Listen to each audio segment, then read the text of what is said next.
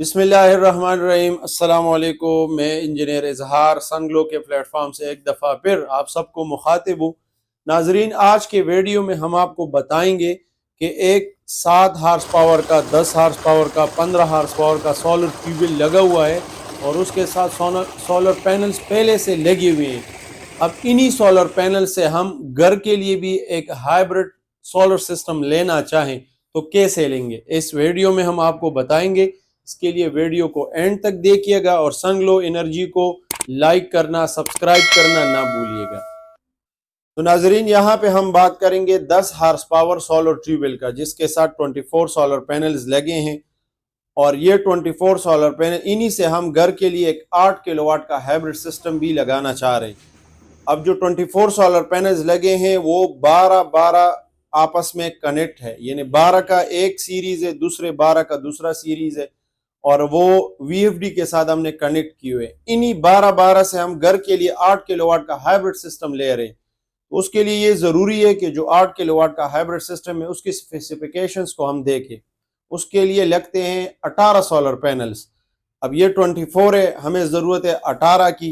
तो जो 12 solar panels का स्ट्रिंग लगा हुआ है उसमें हम 9 सोलर पैनल्स के बाद ये वाई कनेक्टर लगाएंगे।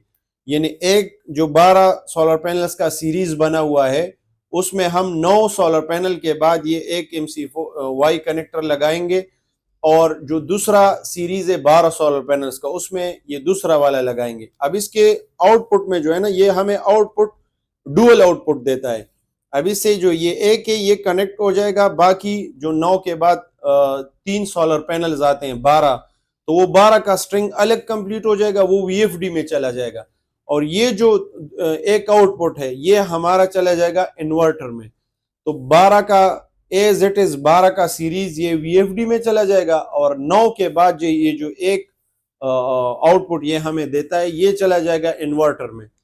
तो इसी तरह हम इन्वर्टर के लिए 9 सोलर पैनल्स का एक स्ट्रिंग और दूसरे 9 सोलर पैनल्स का एक स्ट्रिंग ये हम इन्वर्टर को दे देंगे और जो 12 का है वो वीएफडी को दे देंगे। इसमें एक जरूरी बात जो सबसे इंपॉर्टेंट है वो ये है कि इसमें ब्रेकर्स लगाना जरूरी है कि जो 12 का स्ट्रिंग गया हुआ है वीएफडी में उसमें भी हम ब्रेकर लगाएं और जो 9 के बाद 9 का सीरीज गया हुआ है इन्वर्टर में उसमें भी ब्रेकर लगाना जरूरी है। और अगर हम ट्यूबवेल चला रहे हैं तो सोलर इन्वर्टर जो हाइब्रिड इन्वर्टर के ब्रेकर्स है वो हमने ऑफ करने हैं।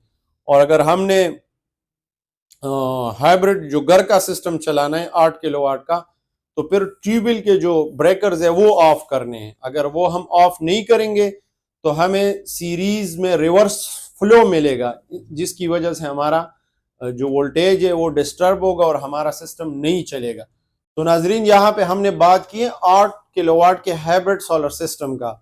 इससे हम 8 के अलावा भी ले सकते हैं, 4 किलोवाट का भी ले सकते हैं, 3 किलोवाट का, लेकिन जितने किलोवाट का हम ले रहे हैं और उसमें हमें जितनी सोलर पैनल्स की जरूरत है उसी के हिसाब से उन्हीं स्ट्रिंग्स में हमने ये वाई कनेक्टर लगा के अपना आउटपुट लेना है। इस इन्हीं वाई कनेक्टर का हमें यह फायदा होगा कि जो हमारे ट्यूबवेल का सिस्टम है वो एज इट इज अपनी जगह पे रहेगा और ये इसका एक आउटपुट हम अपने हाइब्रिड सोलर सिस्टम के लिए इस्तेमाल कर सकते हैं।